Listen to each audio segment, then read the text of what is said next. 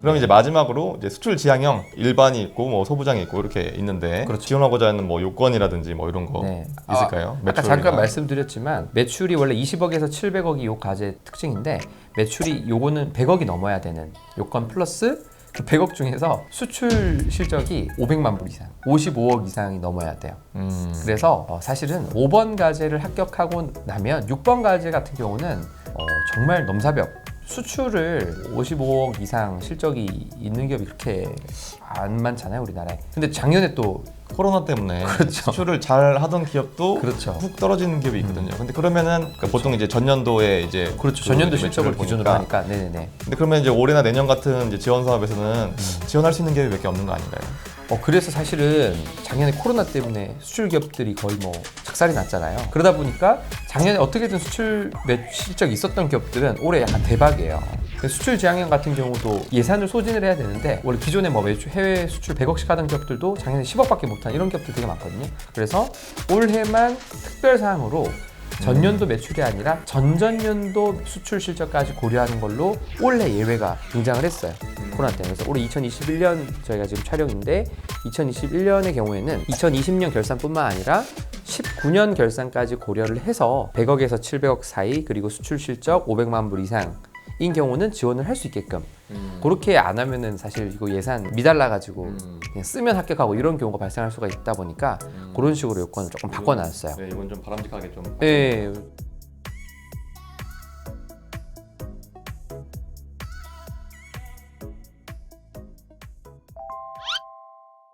관련해서 이제 바람직하게 바뀐 것 중에 자부담 같은 게 좀 이제 변동이 있다고 맞아요, 하더라고요. 맞아요. 기존에 자부담이 한 35%까지 들어가는 것들도 있었는데 올해 전체적으로 다 20%로 자부담을 좀 많이 낮추고 기업 부담을 굉장히 좀 많이 줄이는 방향으로.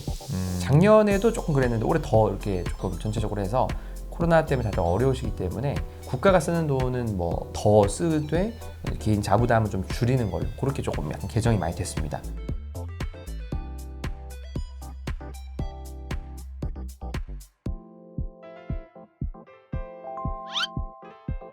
그럼 요거 지원할 때 네. 사실 이제 이거 쓰시려는 분이 딱 들어가서 공고를 보면 이것저것 내야 돼요. 막 필요 서류도 엄청 많고 맞아요, 복잡하죠. 뭐 되게 복잡하게 써 있는데 맞아요. 보통 이런 거 낼 때 보통 어떤 서류를 이제 내나요? 사업화 자금 같은 경우는 사업 계획서를 내잖아요. 그렇죠. 근데 여기 연구 같은 경우는 연구 개발 계획서라는 거를 제출을 해야 돼요. 조금 테마가 다르고 연구 개발 계획서는 뭐 디딤돌이나 뭐 이런 과제들 찾아보시면 템플릿이 다 있어요. 국가에서 한글 파일로 다운받아 쓸 수 있는 파일이 있는데 거기다가 이제 기존에 사업화 자금 쓰셨던 분들이 쓰는 내용 플러스 알파로 뭘 어떻게 개발하겠다는 내용에 대한 내용을 좀 많이 써야 돼요. 최소 15페이지, 뭐 사실 정확하게 다 합치면 한 30페이지 정도가량 써야 돼요. 그래서 그런 내용의 서류를 기본적으로 좀 내야 되는 게 있고 그 다음에 기타 뭐 동의서 같은 거가 되게 많아요. 뭐 이것저것. 그렇죠. 뭐 열심히 하겠다 뭐 이런 뭐 거 그런 거 있잖아요. 청렴 서약서 이런 거. 네네. 뭐 이거 안 해먹게 나라 돈 해먹지 않겠다. 뭐 딴 데 빼돌리지 않겠다. 뭐 이런 뭐 그런 게 되게 많아요.